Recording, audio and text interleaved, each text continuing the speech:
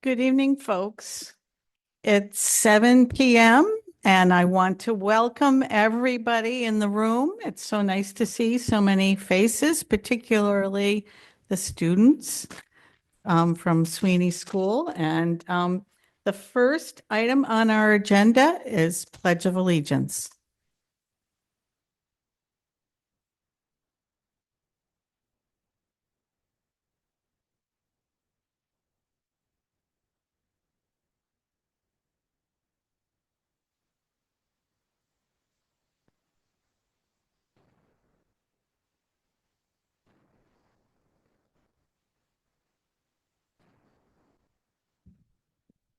Thank you, folks. The next item on the agenda is approval of minutes, and I would entertain a motion to approve the March 18th board meeting minutes. So moved.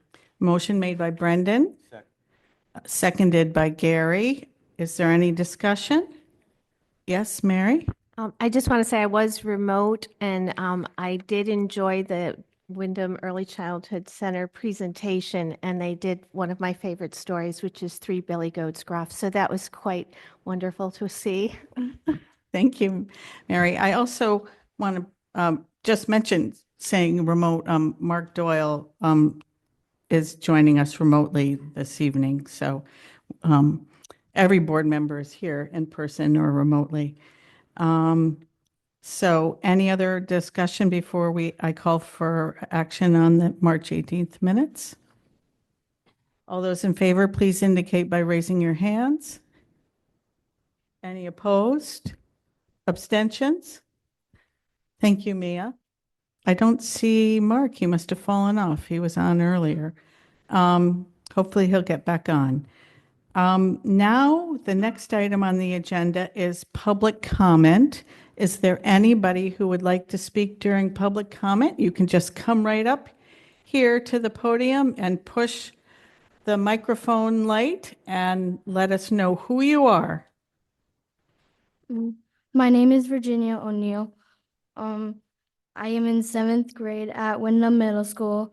Today you are going to be asked about letting our chorus go on a field trip to New York for American Young Voices. I think we should be allowed to go because this will create memories for us. This is a once-in-a-lifetime opportunity to perform. More kids will want to participate in chorus because of trips like this. We will be safe because we will have teachers and a chaperone with us. This experience will help with our self-confidence. It gives us something to look forward to, and we have to keep our attendance and grades up to be allowed to go, so please say yes. Thank you, Virginia. Is there anybody else who would like to speak during public comment? Katina. Hi, good evening, and I'm standing here as a community member for a minute to thank everybody in Windham Public Schools, especially Ms. Brunette and Neil and all the parent liaisons and students from the high school that came to take time to play, which is our featured activity every year for the Task Force to Prevent Child Abuse and Neglect. We had about 400 attendees, and the kids had fabulous time, but you know what they loved the most? The mascots. But all the students and from the high school and some of the staff dressed up, and they had a ball. So thank you very much to Windham Public School for sponsoring this activity for the past 11 years. Thank you, Katina. Is there anybody else who would like to speak during public comment? Nobody online? Okay, so now we're going to move on to the board chair's report. I just quickly want to say that I'm very happy to report that on Monday night, the Board of Finance reversed their decision to cut our Board of Ed budget by $1 million, $1 million less than what we had asked for. And that was because of public outcry and the many people who came to the hearing that evening and registered their concern about that decision and asked very firmly for the Board of Finance to restore our full budget request, which many of you know was already shaved down from ideally what we would have liked to have asked for. So I want to thank all the members of the public, especially the students and the parents and the Windham staff who came out and talked about why we need the money that we're asking for this year.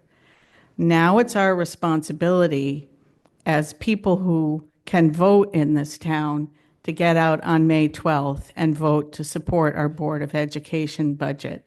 I want to just say that last year we failed the first time, and the second time when we won by only 26 votes. And the year before that, when we won by only 20 votes.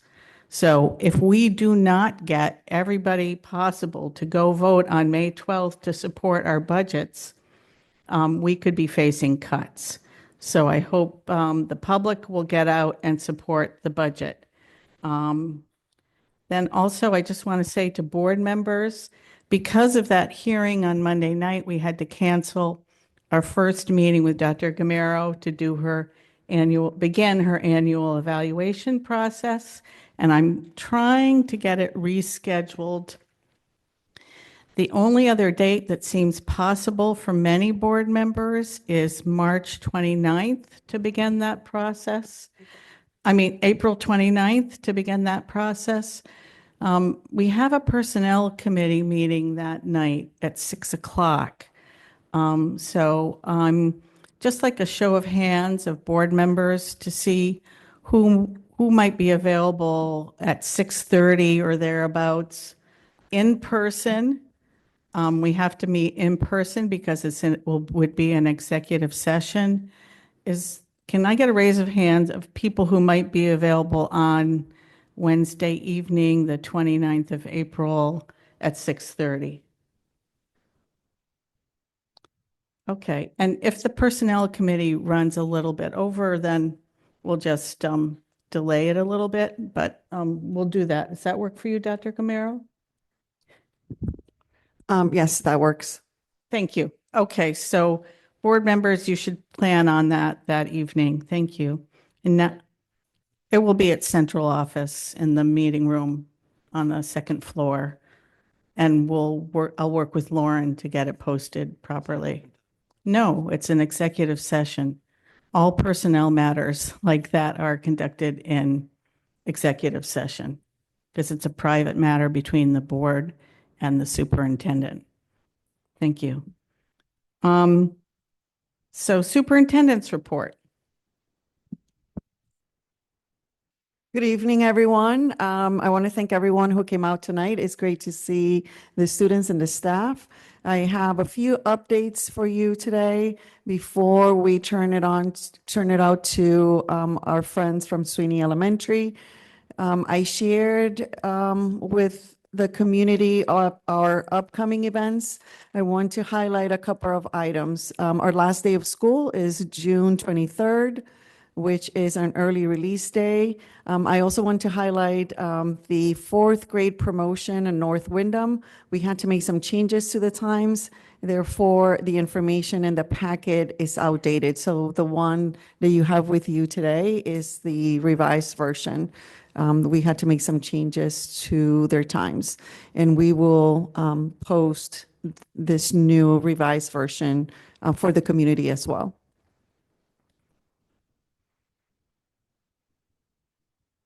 And now I'm going to turn it on to our principal from Sweeney Elementary to talk about bringing our priorities to life.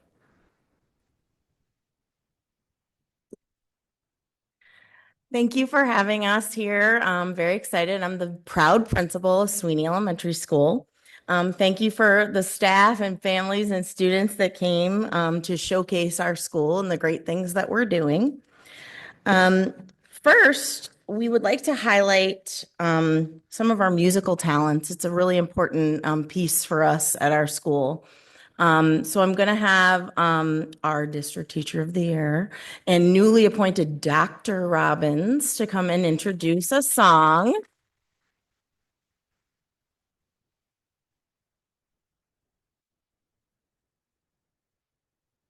I planned poorly, not thinking I'd have to get back and forth across. But kids, go ahead and stand up and show us those smiles. We're going to be singing a song that we learned in the fall, and we haven't really touched on it in a while. But when Miss Firth told me that we would like to present something to the Board of Ed involving music, and we didn't want to bring over all the instruments, we decided to bring out one of our choral pieces. This is Alegría by Sonia de los Santos. She's a Mexican-American singer, songwriter, Latin Grammy nominated artist who writes music for children and families. And we featured her songs in many district events, and the kids really like this one. So we brought this one back out.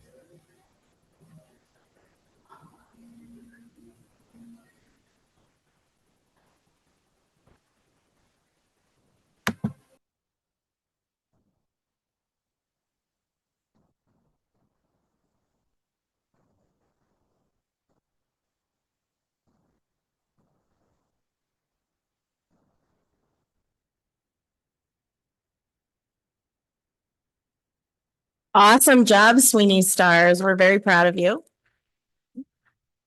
And great dancing on part of the star, too.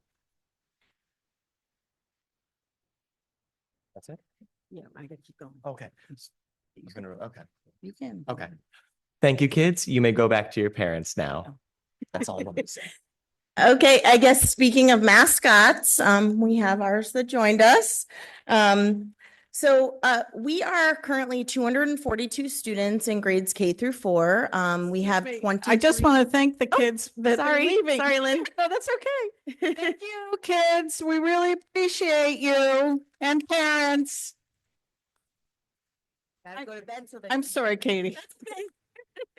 They're going to bed so they can come to school tomorrow.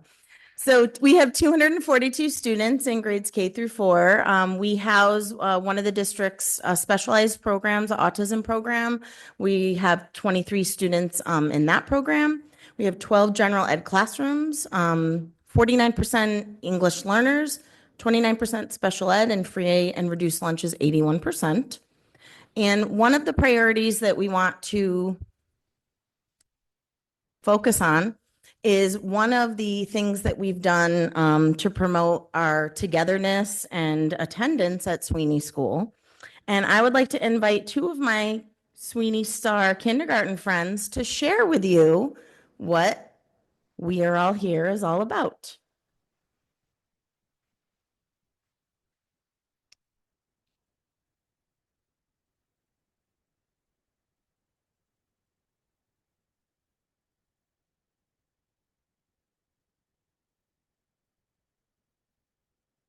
Hi, we are Caesar and Zara. We are working. We are kindergarten students at Sweeney School. We are excited to share our school attendance challenge. We want more. We want more kids at Sweeney School every day. We learn more when we are all coming to school. We have more fun together. We feel like a team. We are focusing on love. We want kids to feel cared for. We want kids to know they matter. Your teacher misses you. Wait, no. When you are absent. Your teacher misses you. Your friends miss you. Your classroom misses you. How the challenge works. Our class works together.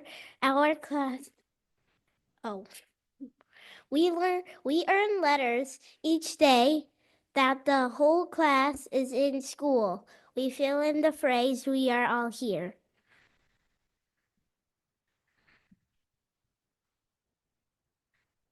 When we fill in the whole phrase, we earn a reward. A visit from the principal, a treasure chest prize, celebration time. What kids learn? Coming to school is important. Being here helps everyone. We are stronger together. We are loved and missed. School is better when we are all here. We love being at Sweeney School.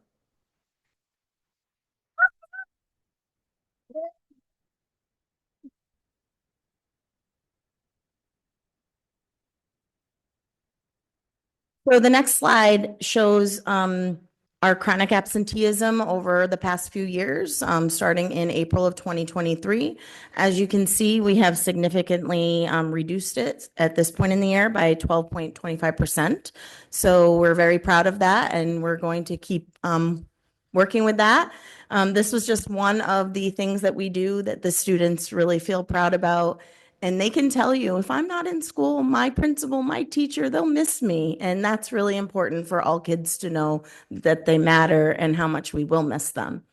Also, our permanently chronic number has drastically reduced too. We've reduced it by 10.66% at this point last year. So we're also really proud of that, and we want to keep seeing those numbers.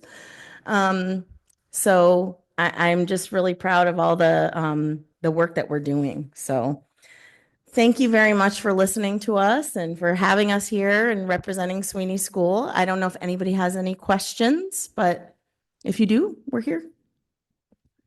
Gary? Um, being somewhat new here, I'm just wondering why are students typically permanently chronic, chronically absent? When they reach a certain number of days, you hit into that permanently chronic. So some kids stay on the chronic list, but as the school year goes on, they come off of that. The permanently chronic are the kids that have racked up so many that you can't get off of that. But we intervene with all students, whether they're permanently chronic, or doing really well with their attendance. What typically are the reasons for that, though? Well, we have a lot of medically fragile students at our school, and our autism program is 23 students. So a lot of that is really documented illness and health issues. Mary? I want to thank Caesar and Zara for their beautiful reading.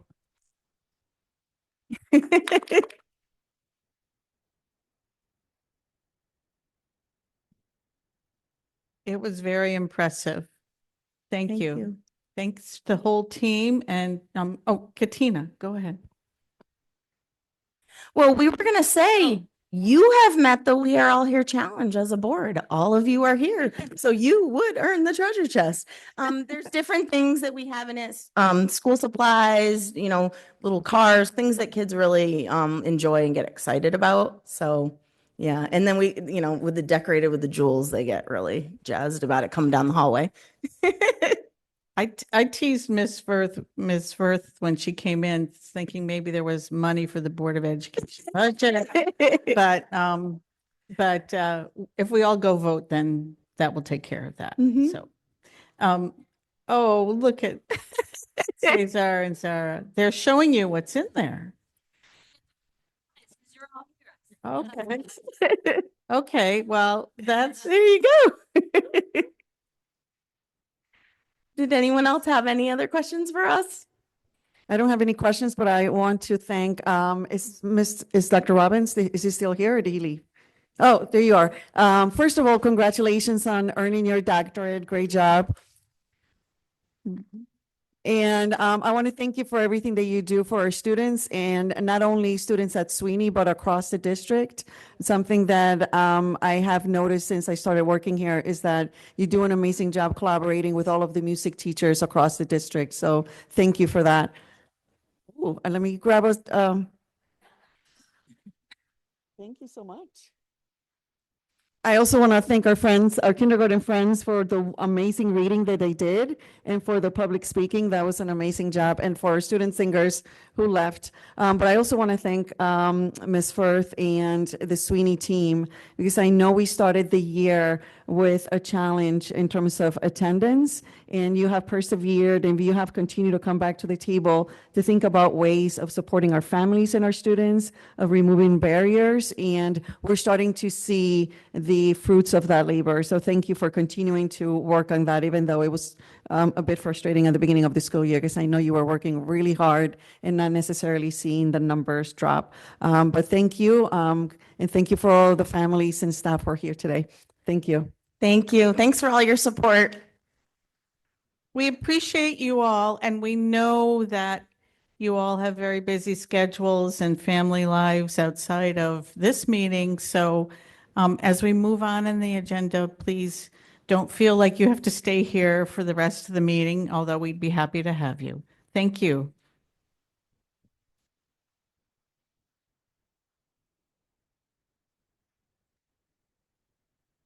Goodbye, Star. So thank you for everything, and we're going to move on to the next item on the agenda, which is committee reports. And I'm going to hand it over you first, Mary, for curriculum. Okay, thank you. We met on March 25th at 5:30, and Neil Weathers gave us a presentation on the curriculum objectives. There are 8 that include aligning the curriculum with the state and national standards, facilitating curriculum planning, schedules, conducting a needs assessment, reviewing, revising, and communicating programs, engaging stakeholders, promoting continuous improvement, supporting professional learning and staff development, with embedded coaching as one of the options, foster identity, empathy, inclusivity through literature and learning materials. And so the schedule for these, doing the review of the objectives and rolling them out is going to be brought to us at a future meeting. Thank you, Mary. Does anybody have any questions or comments? Katina? No. No. Okay, thank you. So next item on the agenda is the Policy Committee report, and I'm going to hand it over to you, Katina. Hi, good evening, everybody. So we met on April 1st. Sorry, I had to scroll. And we had a very good discussion. Tonight, you will be, Mr. Neil Weathers will be talking about the school wellness policy, which is required by the state of Connecticut, and how it has been updated by staff and administration. We also talked about uniforms, the old policies called student dress and grooming school uniform policy. We know, we understand it's a very complex and both emotional and controversial, but very important issue. So the committee requested that there is some sort of team and that includes all the stakeholders to get to some sort of consensus. And it will be, when the administration is ready, it will be presented at a Board of Education. So so for us to think about it. So we also know that there are 7 policies that need to be updated, and we send them as a district to for legal review by our attorneys. They have not been looked at or commented yet. Last but not least, we started talking about artificial intelligence in school systems and how we need to educate ourselves and discuss those type of issues. Brendan is an expert in these subjects, so we will all have a good discussion about this, as we know is not very helpful or at all. Policies need updating, and so we will continue doing that. And our next meeting is in May 6th. Any questions? Mary? Yes, I wasn't able to make that meeting, but just recently I read about Senate Bill 298, which was passed, that requires schools to standardize their approach to crisis drills. New standards include early notifications for parents, age-appropriate instruction, and an explicit requirement that drills be trauma-informed, which it's a very necessary bill. And so I just wonder if this is on the plate for us to Yes. get a policy. Yes, Mary, we are looking for all the legal updates that are happening in our state, and then they will be brought to by our lawyers for discussion. And thank you for mentioning that one. Is very important. So we will get to it as soon as our attorneys respond. Thank you. Any other questions, comments? Yes, just for members of the public, when new laws go into effect, as they go into effect, the appropriate committees and/or the administration does take note and review them. And generally speaking, it takes us a while to get legal counsel on what's the best way for us to be responding to those requirements. But we do take it very seriously. And Mary, thank you. Yes, definitely. Anything else? Thank you. Okay, school planning and design. I'm going to hand it over to you, Brendan, and I know we have several things on our agenda that relate to your We committee We today. do, which might make this short since I'm going to defer most of it to discussion. But we did meet back on April 1st. We had facilities updates from Mr. Harrison, our new director of facilities, various goings on as far as winter maintenance and transitioning to spring and getting athletics ready, as well as a few repair items that were taken care of or we're going to be taken care of soon. We then had discussion of capital improvement projects, including what the next steps are for the middle school athletic areas, the middle school library, as well as a new maintenance vehicle. We then had a review of the information of the project, of the possible solar project with Titan Energy, which is up for discussion later tonight. So I'm not going to go too far into that, which really covered our meeting.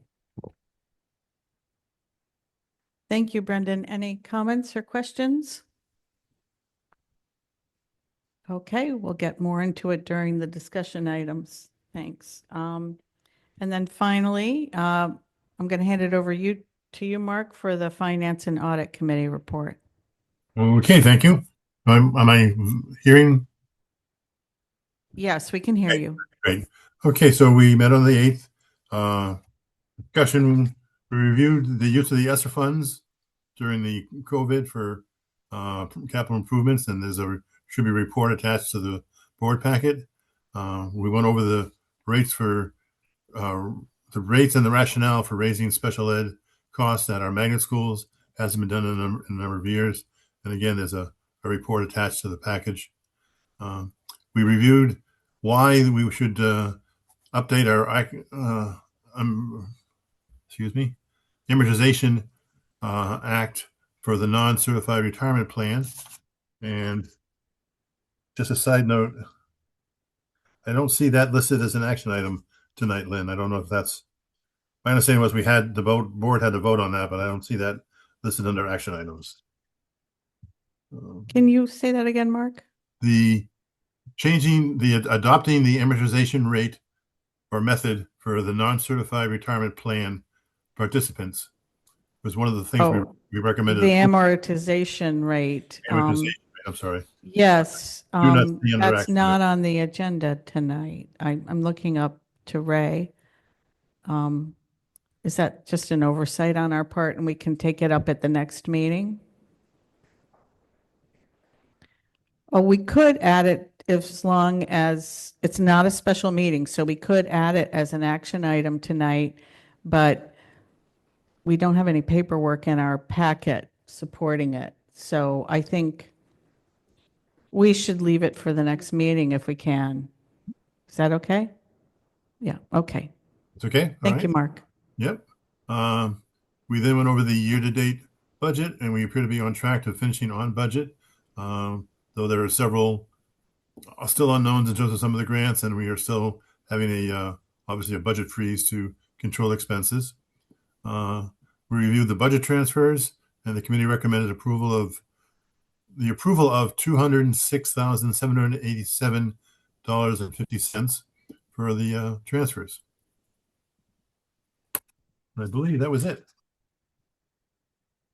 Any questions or comments? Okay, hearing none, we're going to keep moving along then. Thank you. On to discussion items. And before we get into the discussion items, I want to note that because of the action of the Board of Finance the other night, item B on discussion items is not necessary this evening, and we won't be talking about. You have a report, though? Okay. Dr. Gamero's going to go over a slide with us then or two on that. Sorry. And then item G is not necessary. It was put on there as required because we would need to take action on anything related to this before May 1st. And it was put on there as a precautionary item, and it's not necessary this evening. So we're going to move along and triennial assessment, the school wellness policy, and I understand Neil Weathers is going to talk with us about this. And there was additional information sent out this morning by Lauren, and it's now on the table in front of us. Good afternoon. Oh, good evening. Sorry, the day's been long. Also, just on the call, Kaylee Colorinas is, I think she's somewhere virtually, and if we need her, and she's involved with the wellness policy, and she leads our wellness committee, and she did a lot of work here in the triennial assessment that I will discuss. So we have a district wellness policy, I think, since 2021 or 2022, something like that. We started with a required federal policy to have a federal requirement to have a wellness policy that addresses standards around student, staff, and community wellness. So in that policy, there's a triennial assessment that's required that assesses the policy and practices in place against the federal standards. We conducted that triennial assessment actually at the very end of last year and had it audited. As it says right there on the slide, it was a self-assessment that's important that we do internally.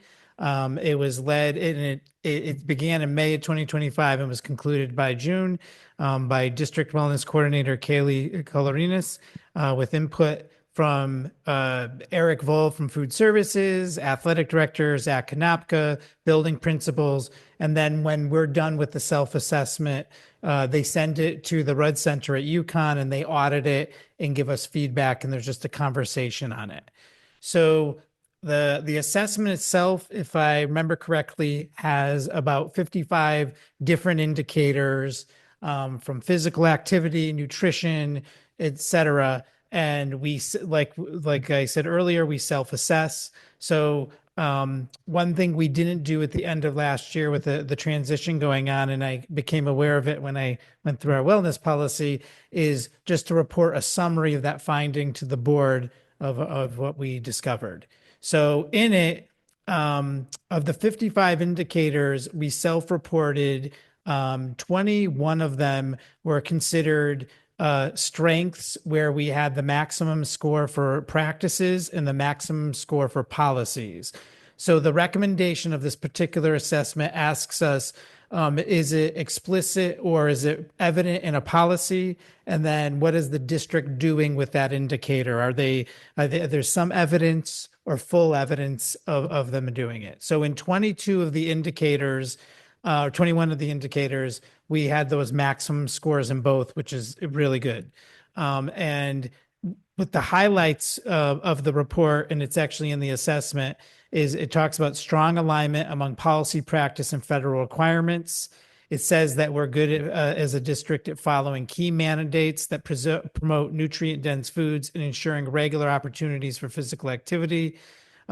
We reduce the promotion of unhealthy food options, and some citations in the report talk about the absence of vending machines on campuses, the availability of fresh fruits and vegetables with school meals, and that we leverage access through our resources. We are what's known as a community eligible provision district.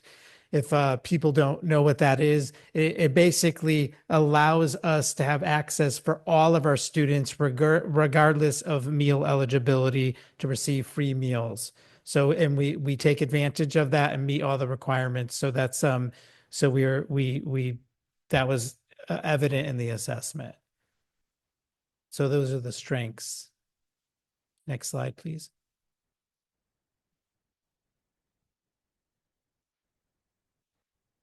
Oh, did I? Strength. Oh, sorry. You're doing better than me. Sorry. Whew, good times. All right. So this one is strengths and practice and next steps in policy. So there was 22 indicators where we had the maximum score in practice. We're doing everything, but there was either a 1 and in one case a 0 for evidence in policy. So Kaylee, who I believe is up there virtually somewhere, when in discussing this, some of it is actually to the kind of what Dr. Galucci just talked about with the upcoming bill. Sometimes there's legal updates and we have to go to the policy committee. Sometimes there's legal updates and they're laws and you wouldn't make them policy. So for example, and this is a federal requirement, so maybe all states don't have these laws, but the one about we had a score in 0 for not having in the policy about privacy rights for free reduced meal eligibility. Well, we follow the law, so we wouldn't put that in, we wouldn't recommend to do that in a policy. And as a matter of fact, when we did our policy overhaul, that wasn't mentioned as a recommendation. So but we were being very honest in the self-assessment and following it, but that's why we got some of those ones where we mention it, but not to the explicitness, because we're already following the law. There's no need for a district policy. So we were just being transparent in our self-assessment. So, but all of those 22 indicators were scored as a 2 in practice. So I just wanted to share that. And then finally, oh, good, I'm on the right slide this time. Good.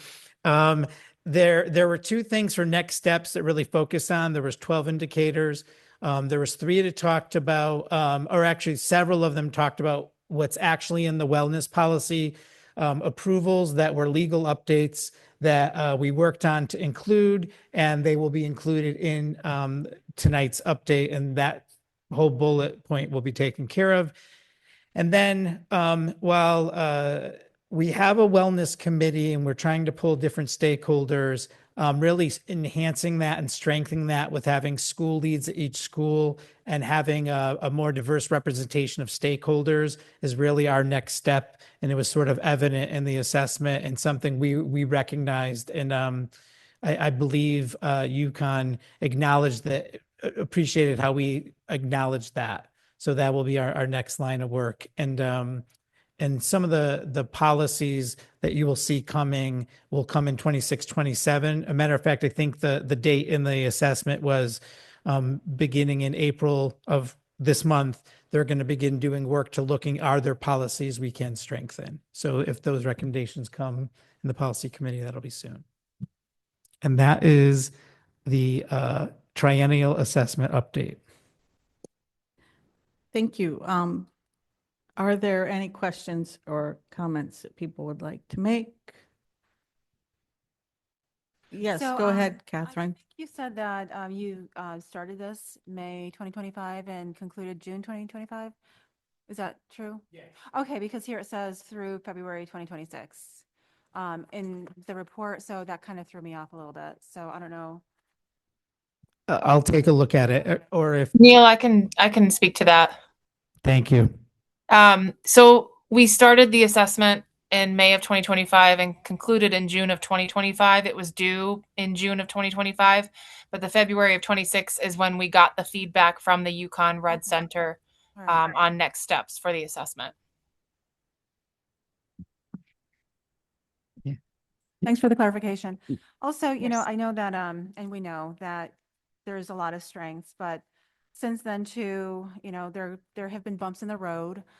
So how do you make sure that we are maintaining this for all students, like PE for all grades? That's something that it's a concern, because we know that 5th grade, it was a bumpy transition, and to stay ahead of those things before, we have a score of 2, but then we might kind of slide back sometimes. So how can we make sure that we're upholding those policy scores?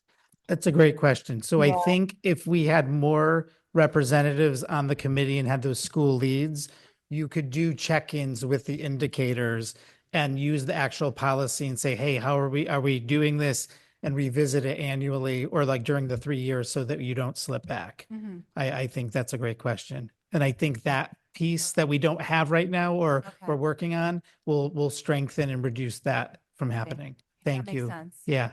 And just to add to that, Neil, as well, the Wellness Committee is supposed to meet at least twice yearly. So all of those stakeholders would be gathering throughout the school year to report on accountability throughout the year. And maybe I misunderstood, but when do we think we'll have those school leads in place? I'm going to meet with Kaylee soon to develop it, but I would think it's like as we end up this year, I would say it'd be, my hope is that it's fully running for the next meeting in the 26-27 school year. Thank you. Any other questions, comments? Katina? Just want to make a comment on how very important it is to have a policy committee and to have the policies updated. I mean, this administration has done great, and this, board has done great for the past 6 years.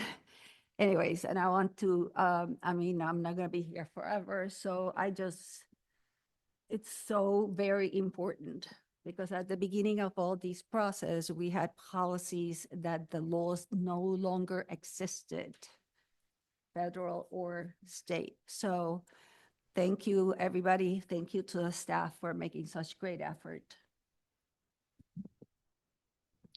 Thank you, Katina. Anybody else? Well, thank you for this report. And I guess we'll look forward to hearing next year how we're doing in maintaining, to Catherine's point. It sounds good. And I do want to give a thanks to Kaylee because she put a lot of work into this. And when she was took over this a year or two ago, this does involve a lot of work. And whoever the person is, because it's so many facets, it's not all necessarily involved with nursing, obviously. So I'm just very appreciative of the work she's done and want to acknowledge it. Thank you.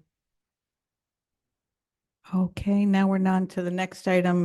Dr. Gamero, you said you wanted to do a quick budget update. Thanks. Yes, as mentioned by Tier I, we no longer have to make revisions to the Board of Education approved budget. But I wanted to just do a quick refresher of how we got here and where we stand. As you know, we started this process back in December, but on February 18th, I presented the recommended budget to the Board of Education with a 3.97% increase over the 25-26 school budget. On March 4th, that was approved, and it became the Board of Education's recommended, I presented it to the board, and then on the 25th, it was approved by the Board of Education. On March 25th, we presented to the Board of Finance. On April 8th, the Board of Finance reduced the recommended Board of Ed budget from 3.97 to 1.92. And on Monday, the Board of Finance approved reinstating the original Board of Education recommended budget with a 3.97 increase. So I just want to remind the Board of Ed and the community of what that means. So right now, this is our Board of Education and Board of Finance approved budget, which is a 3.97 increase over the 25-26 school year budget, which stands at $2,071,833. And as a reminder, the budget referendum is on May 12th. Individuals can vote from 6 to 8 p.m. And these are the polling places: BFW, Elks Lodge, and Windham Center Fire Department. I just want to add to this that voters can vote before May 12th via absentee ballot if they're not going to be around on May 12th, but they have to physically go down to town hall during town hall business hours and go to the town clerk's office and get the absentee ballot or make an application for a ballot. Thank you. Mary? Yeah, I just wanted to add this maybe to think about for next year. But, looking at the funding sources and the budget, we used to just put the local contribution on the ballot. And in the 2010s or something, they started saying you have to put everything, federal money and et cetera. So I don't know why we do that. And it's, not what the locals pay. So maybe we should just be putting that local fund down amount. Thank you, Mary. That point has been brought up too by other folks, and I've asked the town if we could somehow state the question more clearly so that it's clear what our voters are paying for, to be determined. Anybody else? Okay, so now we're on to trade-in of vans for new facilities vehicle, and I don't know who's walking us through this. Mr. Harris. Okay.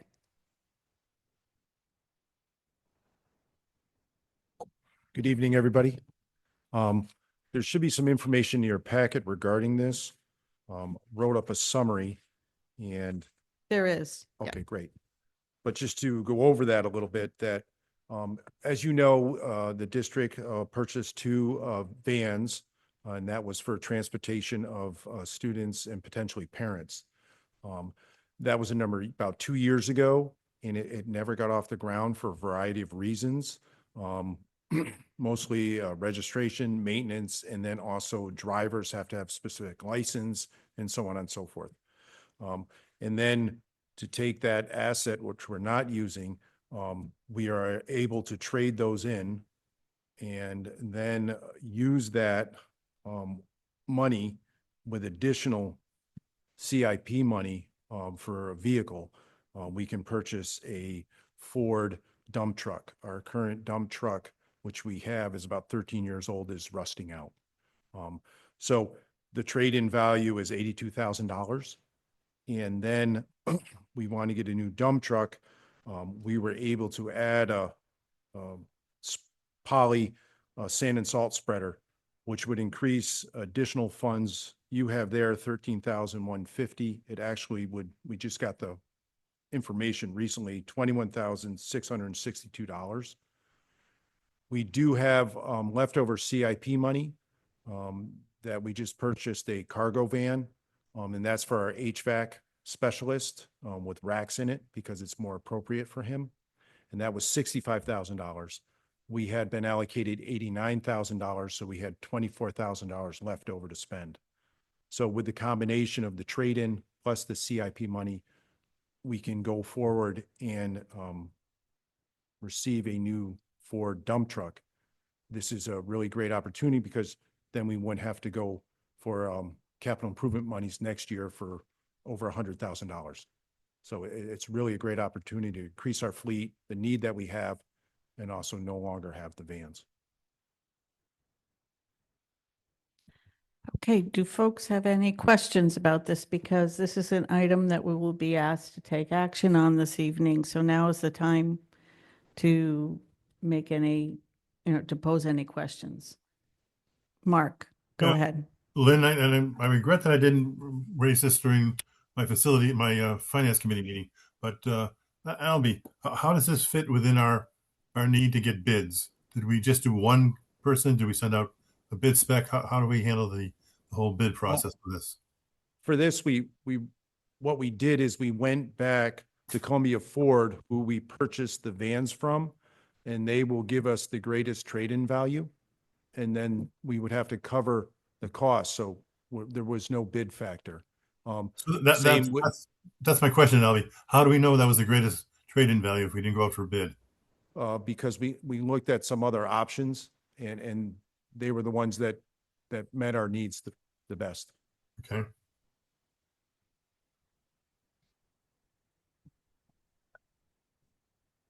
When you say you looked at other options, you're saying you talked to other dealers and Ford is where we purchased the cargo van Right. from, but they would Understand not that. give us the value that Columbia Ford. Okay, okay, thanks. Anybody else have any questions? I have a question. So Catherine? you said that these 2 passenger vans were purchased just 2 or 3 years ago? Yes, And, we're done with ESSER funds. oh, okay, all right. So it was not capital improvement. We never see, have okay. used them. I see. They've never Okay, been I was used. confused as to why we had them in the first place if we weren't using them, and that makes sense more that they were. Never been used. Yeah. They've just been sitting for 2 years. Oh, okay. That's something. It's just surprising to Unfortunately, hear that. but Yeah. that's why after 2 years. Yeah, you have to do something else with them. Move forward because Right. we're just losing value. Exactly.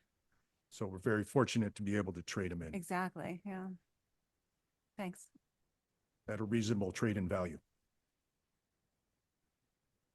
Questions? Any other questions? Okay, so we're going to move on to the next item, which I'm assuming you might want to stay up here for. Yes, that's which correct. is which is another action item tonight, which is installation of the solar panels for the Windham Middle School and CH Barrows. And there's an explanation in our packets, but Yes, and feel free to, we also had additional slides. I don't know if they were provided or not, but if not, I can. do we go have through details. slides on this? No? Okay, You didn't provide them to me. Okay, well, you That's can, okay. you can just improvise. yeah, I'm Uh, fine. I'll Walk go us with it. through Sure. the highlights. So I'll just kind of give you an overview. This is a project in collaboration with the town and Titan Energy. Working with Titan Energy, which we currently do at Barrows STEM Academy for the solar on the roof at Barrows. This is an expansion of a solar program that is offered through Titan Energy. So first, we're looking at Windham Middle School. And the proposal working them is to put solar canopies in the parking lots.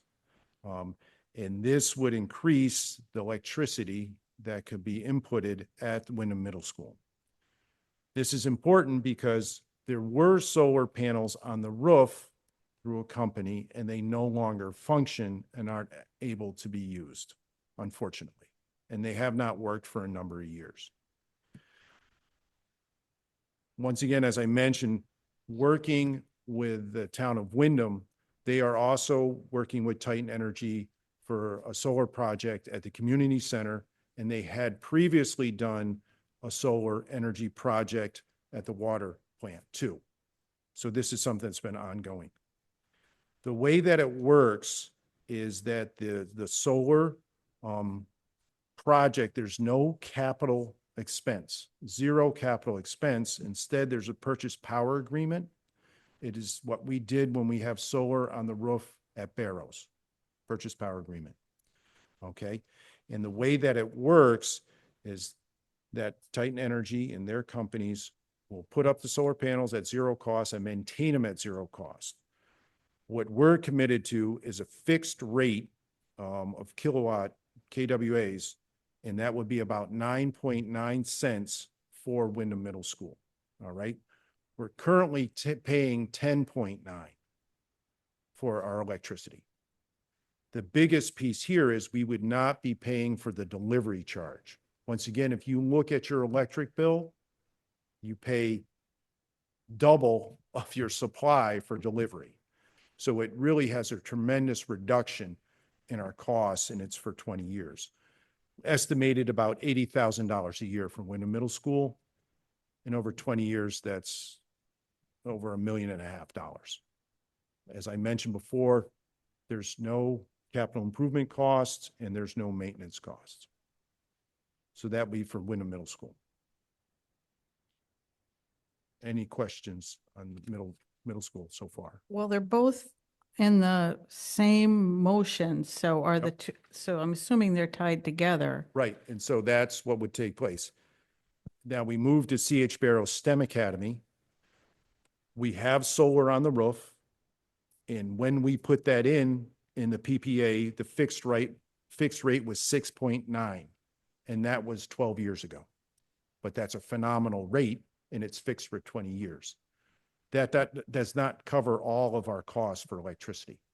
So it would be additional solar canopies on their parking lot areas. The combination of phase one, which was done originally 12 years ago, and the phase two, that would create enough solar energy for Barrows STEM Academy. So it would be self-sufficient, which is really amazing for a STEM school. All right. The cost of the fixed rate would be higher because the construction and the implementation of those solar panels, because there's ledge, will be a locked-in rate of 12.31 for the new solar panels. But you combine that with the 6.9 that's currently, it's still a wonderful deal, and you're not paying for the delivery charge. So really, you're saving about $50,000 a year. So those are the two solar projects that would be implemented for cost saving for our utilities. Okay, questions or comments? Mary? Yeah, the first question is, I just have a couple questions. So the company pays for all the construction work with these solar canopies, Correct. okay? At both schools. At both schools. So I'm wondering about the disruption and if how many like parking spaces may be removed, because that was a little bit of an issue here at the high school. The other two issues that came up sort of as we went forward with these canopies was the lighting may be needed. We may need to add that on each canopy potentially, and also snowfall from the canopies. Yes, on these solar canopies, there'll be additional guards. We discussed that, and there'll be guards for the snow protection. That was not done on the current ones that we have, unfortunately. Lesson learned. So when these are implemented, they would have the snow guards for protection. How about the lighting issue or the parking space issue that Mary brought up? Currently, with both of those parking lot areas, we'd really have to look at where the islands are and the placement of the poles. I think it would be much more limited than what was done here. But it's similar to that community center that raised to really no reduction of parking.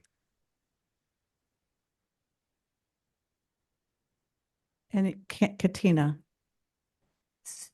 I love solar. Are we doing this with this particular company because the town is recommending them and have already gotten bids and they were the ones? So yes, it's in Decided conjunction upon- with it's in conjunction with the town of Windham. As I mentioned before, they have already implemented the projects, the community center and the wastewater treatment facility.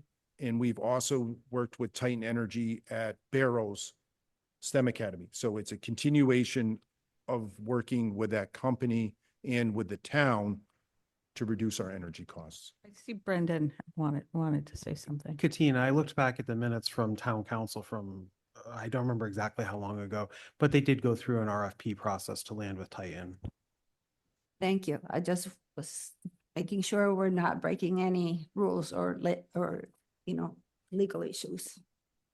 Yes, and in regards to the purchase power agreement, that worked with also the town attorney, because it's town property, has reviewed all the purchase power agreements for these projects to make sure they're appropriate and reviewed. And the town has all that documentation. Correct. Thank you. Mia, did you want to ask something? So I thought I heard you say that the additional solar panels would make Barrows completely self-sufficient in terms of the energy usage. This additional, is that, what about Windham Middle School? So the project there, how much of their energy offset would that be? It would not completely cover everything, but it would be hopefully around 70 to 75%.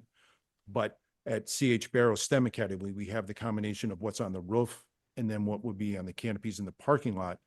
And that we're estimated that it would generate the electricity for that campus. We're still paying the cost, but it's a set cost for 20 years. But the main piece is we're not paying the delivery charge. And just so everybody knows, the STEM Academy runs on electricity only. There is no gas, natural gas, there is no oil. So heating and cooling is all electric there. Any other questions? Okay, hearing and seeing none, we're going to move on to the next item, which is the installation of cogen units at Windham Middle School. And I'm assuming Albie, you're going to walk us through that too. I'll walk you through that one too. So this is also in conjunction with Titan Energy. Just to give you the history, about 13 years ago, cogens were put in to Windham Middle School. And cogens really function and provide electricity even when there is no power in the building. So they're basically a huge backup battery, right? And this was done 13 years ago to make Windham Middle School a point of refuge. There were federal grants at the time to do this work, to put them in, and it would provide emergency backup power for the middle school and for Sweeney. Having worked on that project with Brendan over a number of years, the functionality of that was limited, and it was put in place mainly because Windham Middle School was where our wide area network for our technology system was located, and Windham Middle School loses power. The issue was that it never triggered backup power, and so our wide area network would go down. Correct, Brendan? Basically. Very problematic. Met with the company many times. That company's out of business. The cogens don't work. They're non-functional. What Titan Energy is offering to do is remove the old ones, put in new cogens at no capital cost, and maintain them. They would then generate this backup power for the middle school. It would become a point of refuge. And at the time, middle school was the only point of refuge in the town. Now this campus is point of refuge because we have generators in our backup system due to the renovators' new project. So we could have 2 point of refuges for the town. Great opportunity.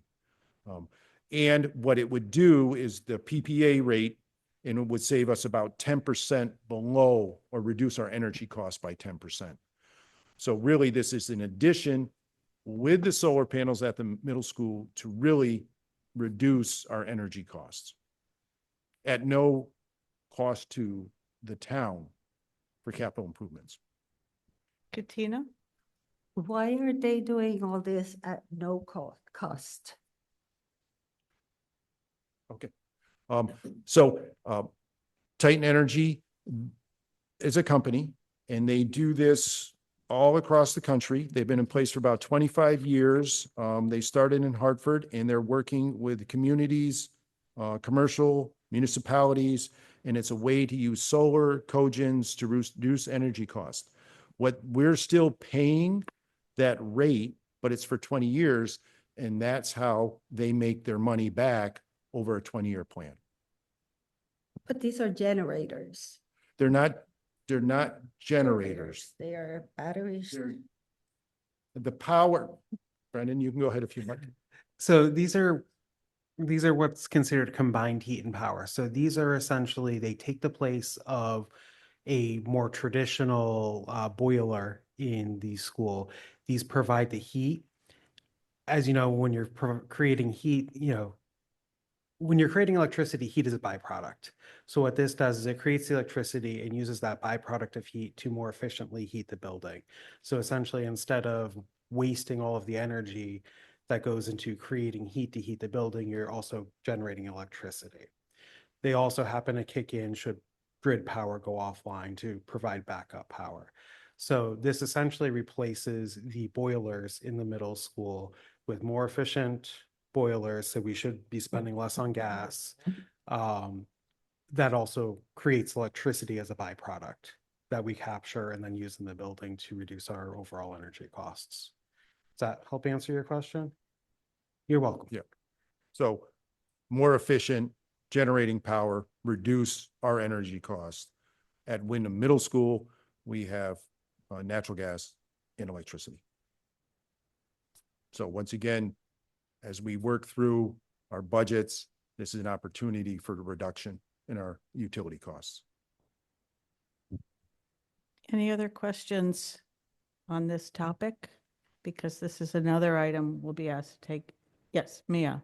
I just wanted to also say that it's Earth Day today, in case anybody didn't know. So I think it's very fitting that we're discussing this and learning a little bit too about what some of these alternative forms of energy that we're talking about. Yeah, some of us were at the Earth Day celebration at Windham Early Childhood this evening. It was lovely. And, Very appropriate. and I just want to add that recently with Eversource, and I'm sure you've seen it too with your utility bills, they increased electricity 27% and natural gas 25%. But once again, we'd have a fixed rate for 20 years. Energy trusts are just going to go up. And it's solar and it's at no cost. So once again, a great opportunity. So Ray, did you have something like that? Albie alluded to it a bit, because these projects that he's been working on are only focused on a few of our schools. We're still vulnerable to the impacts of Eversource and the fuel charges and that sort of inflation. So I just want to make sure we're really clear that when we're talking about savings, we're talking about savings at the buildings that currently have those projects.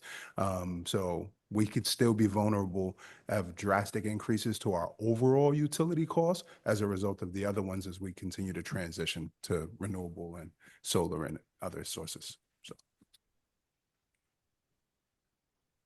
It's a quest to keep moving along on this. Yeah. Katina, did you want to say something? Looks like you I did. don't know if it's almost a joke. Can we get those cogens at Natchog School? Sorry, it's me. Speaking of Natchog School, this is a little bit of an aside, but we are talking about energy and heating and whatever. On Monday night, the $750,000 for the new boilers and the other asbestos removal and other work that needs to be done at Natchog School was given the green light to be put on the ballot. So along with the budget, that will be on the ballot. The other projects that we had asked for were not given the green light related to the fields and the retaining wall and things at the middle school. So it's just that one item on the ballot on May 12th.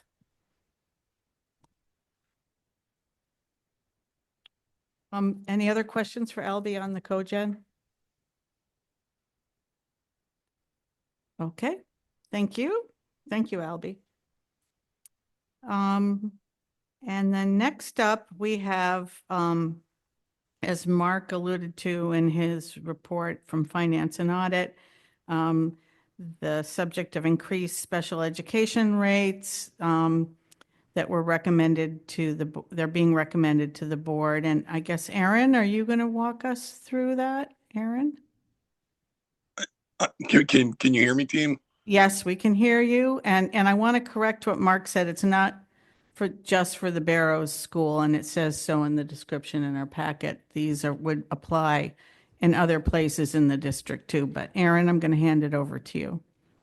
Certainly. So you should have the document in front of you, and I want to give kudos to my team as well as the business office team. We definitely worked on this together, and we had to go back to the drawing board a few times.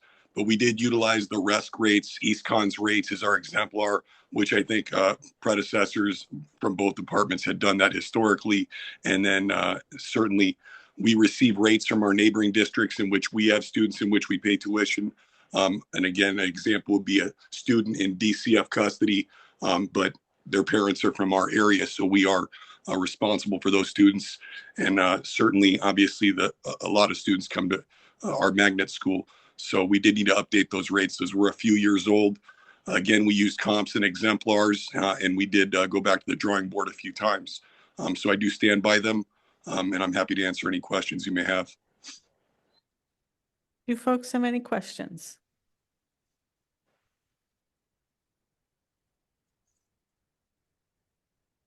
No questions. So what we're going to be potentially taking action on this evening under action items is to increase our special education tuition rates. And so as long as everybody feels comfortable, we'll just move on to action items then. Yes, go ahead, Catherine. I'm sorry, I just wanted a clarification. So here it has the academic hours per week and the annual tuition. So there are students who are here for just half hour a week. Is that how I'm reading this? I'm just, No, kind of no, that's a half hour information. service a week. So that could be 30 minutes of pull-out support from a special Okay. teacher, for example. Those are increments of service time. There's Okay, typically in school all day, I hope, I see. Thank you. of course. Katina?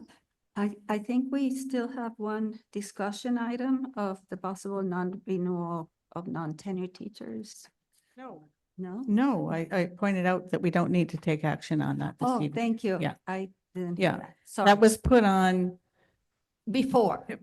in Okay. anticipation, in Got it. case there were items that we needed to take action you. on before the May 1st deadline for action on such items. Thank you. I forgot. But there are no cases to take action on. Thank you. Thank you. Sorry. Okay, but thank you, Katina, for pointing out that I may have been skipping over something because I have been known to do that. So, Mark? Yeah, Lynn, on that topic, unless I guess I need clarification. My understanding was if we do not post a non-renewal of a non-tenured teacher by May 1st, and then we end up not renewing them, say in August or September, we have some financial liabilities. There's a law that says we have to do this.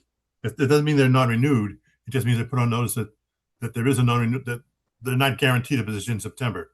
How can Iris clarify that for us or for me? Yeah, Kristen Beck is here, and I'll ask her to come up to the mic, and Kimberly Beck. Sorry. Where is I'm Kristen? losing my mind. Kimberly, Yeah, sorry. there's some deadlines that we do have to meet by statutes, but I'll have Ms. Beck go over those. Right. So as we're looking at the hire dates and the tenure, the accrual of time toward tenure, the May 1st deadline is designed for us as we're looking at salary agreements for next year and who we would be issuing salary agreements to. And in order for us to non-renew a non-tenured teacher, of which the board has every right to do with very little explanation, we would need to meet a May 1st deadline. We will not non-renew a non-tenured teacher that is in our employment at this point unless there is something egregious that occurs between now and the end of the year. And that would be for very different reasons. It would be, a terminable offense, if you will, that we are not aware of at this time. Does that answer your question, Mark? Yeah, I just know that in the past we pro forma did non-renewals for 3, 4, 5, but you're saying now that you don't anticipate any of that, even if we get a budget crunch, even if the budget gets turned down again and we have to start looking at layoffs. Well, let's hope the budget doesn't get turned down. I We hope don't so have- too. I'm just asking though, are we going to be exposed by not doing this by May 1st? No, there's a difference between a non-renewal and a layoff, though. Okay. All right. It would be an elimination of the position, which has a totally different set of conditions associated with it. All right. Thank you. Sure. Thank you. Okay, so now we'll move on to action items, and the first item on the agenda is approval of out-of-state field trips, and I would entertain a motion to approve the Natchog Elementary School field trip to Roger Williams Zoo. So moved. Motion made by Katina, Second. seconded by Paula. Any further discussion?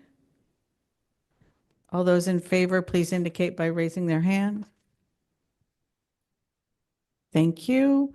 I would entertain a motion for the Windham Middle School field trip to the MVP Arena in Albany, New York.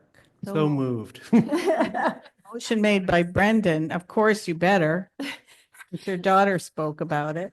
Second. Seconded by Katina. Any further discussion?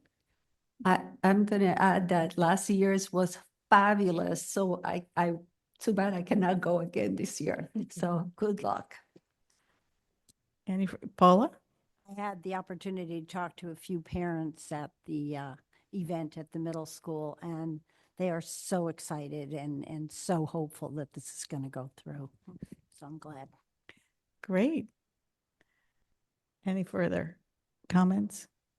Okay, all those in favor, please indicate by raising your hand. Okay, motion carries. Thank you, Mark. We see you. So the next item is approval of a school wellness policy 6142.101. So moved. Motion made by Katina. Seconded by Gary. Any further discussion? Yes, Catherine? I just appreciate the work that has been done on the school wellness policy. I understand that there's a lot of updating that has to be done. But again, to make, all of these written words, actions as well, because they're to the benefit of our students. And sometimes, we might overlook some of these policies and, they're there for a reason. They're not just there to be written. So to find a way to make these actions and not just words. Thank you. Anybody else? Okay, all those in favor of approving this policy as presented? Okay. Mark, two, I see you. Okay. Motion passed. We don't need to take action on revisions to the budget. So we're now on to item D, possible action on the trade-in of vans for a new facilities vehicle. I'll entertain a motion. Motion made by Gary, Second. seconded by Brendan. Any further discussion? All those in favor, please indicate by raising your hand. Okay, motion carries. Thank you.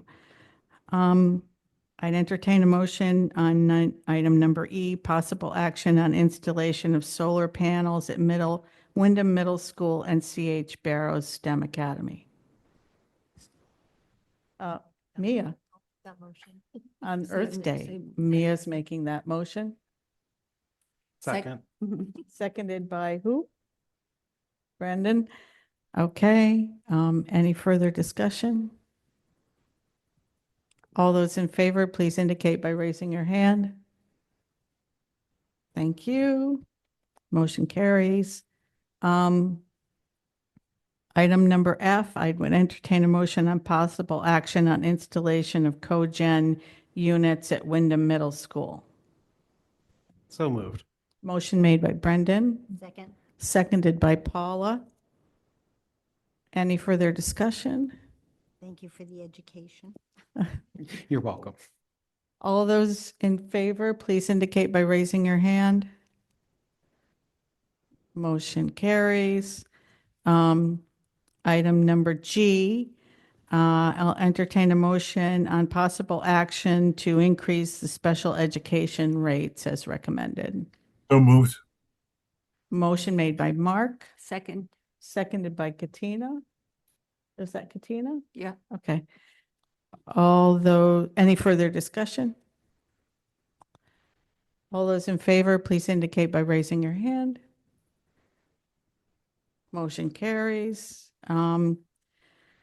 We don't have to take action on renewal of non-tenured teachers.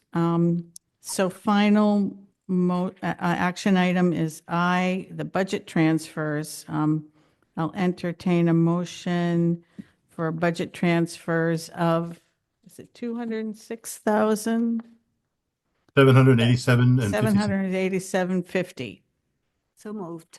Motion made by Katina, seconded by Mark. Any further discussion? All those in favor, please indicate by raising your hand. Motion carries. Now, public comment. Is there anybody who would like to speak under public comment? Mary. Yeah, I just wanted to point out that something in the budget where we saved money was when we went to the state partnership plan, I believe. And I did read today about some horrible medical debts that people are getting and accruing. And it says one of the main reasons is because of high deductible health plans. And I would like to say that I'm very happy we have removed our employees from those plans.